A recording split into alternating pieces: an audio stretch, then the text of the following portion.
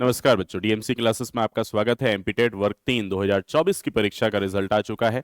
आपने रिजल्ट देख ही लिया होगा। यदि आप क्वालिफाई हो चुके हैं तो आपको बहुत बहुत शुभकामनाएं। लेकिन यदि आप डिस्क्वालीफाई हैं तो आप हताश ना होइए, निराश ना होइए। आगे आने वाली परीक्षाओं के लिए और डेडिकेशन के साथ मेहनत कीजिए। अन्य परीक्षाओं के लिए भी आप मेहनत कर सकते हैं, लेकिन संविदा शिक्षक वर्ग 3 आगे आने वाली जो परीक्षाएं हैं आप उनमें भी अच्छा करेंगे, ऐसी मैं कामना करता हूं। और आप मेहनत लगातार करते रहिए। आगे हम ये बात करने वाले हैं कि 2024 में जो आपने परीक्षा दी थी उसका जो रिजल्ट आया है उसमें किस तरीके का डेटा हमारे पास आया है आरटीआई के तहत।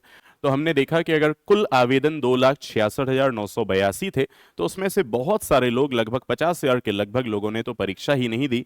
उसमें उपस्थित केवल थे कितने, 2,15,835 लोग, जिसमें से बहुत सारे लोग डिस्क्वालीफाई हुए हैं। पास कितने लोग हुए हैं, केवल 57,313। और फेल कितने हो गए, 1,58,522।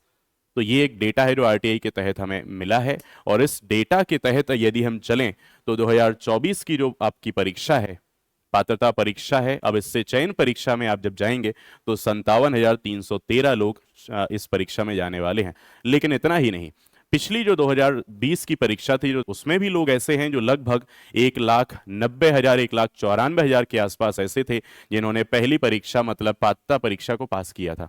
परंतु उसमें दो बातें हैं। एक तो उसमें यह है कि बीएड और डीएड वाले, उसमें बहुत सारे लोग ऐसे थे जो कंबाइन थे। अब बीएड वालों को इस बार पात्र नहीं किया जा रहा है, मतलब उसमें से भी काफी सारे लोग उसमें से बाहर होंगे। तो अगर हम ये देखें कि 1,94,000 के लगभग जो लोग पास हुए थे पात्रता परीक्षा में 2022 के दौरान, तो हमने अगर उसमें से एक अंदाजे के तहत अगर देखा जाए तो 1 लाख के आसपास उसमें ऐसे लोग थे जो बीएड किए हुए थे। अब बीएड वालों को पात्र नहीं माना जाएगा। अब बचे अगर हम 94,000 लोगों को देखें, उसमें से 2, 4 या 10,000 अन्य परीक्षाओं में भी शायद सिलेक्शन ले लिए होंगे, नहीं भी लिए होंगे। तो पूरे अगर हम 94,000 को यहां शामिल कर लेते हैं, और मैं ये कहता हूं कि यदि 1 लाख भी उनको राउंड फिगर में मान लेते हैं, तो हमारे पास अब इस वर्ष आने वाली जो परीक्षा है जिसे हम चयन परीक्षा के नाम से जान रहे हैं, उसमें लगभग हमें इतने लोगों में कंपटीशन को देखना है। लेकिन एक जरूरी बात यह है कि ये जो कंपटीशन रहेगा अब उन लोगों के बीच में होगा जो बहुत बेहतरीन तरीके से पढ़ाई करने में लगे हुए हैं। क्योंकि जितने भी लोग डिस्क्वालीफाई हुए हैं उनका कुछ ना कुछ रीजन रहा होगा।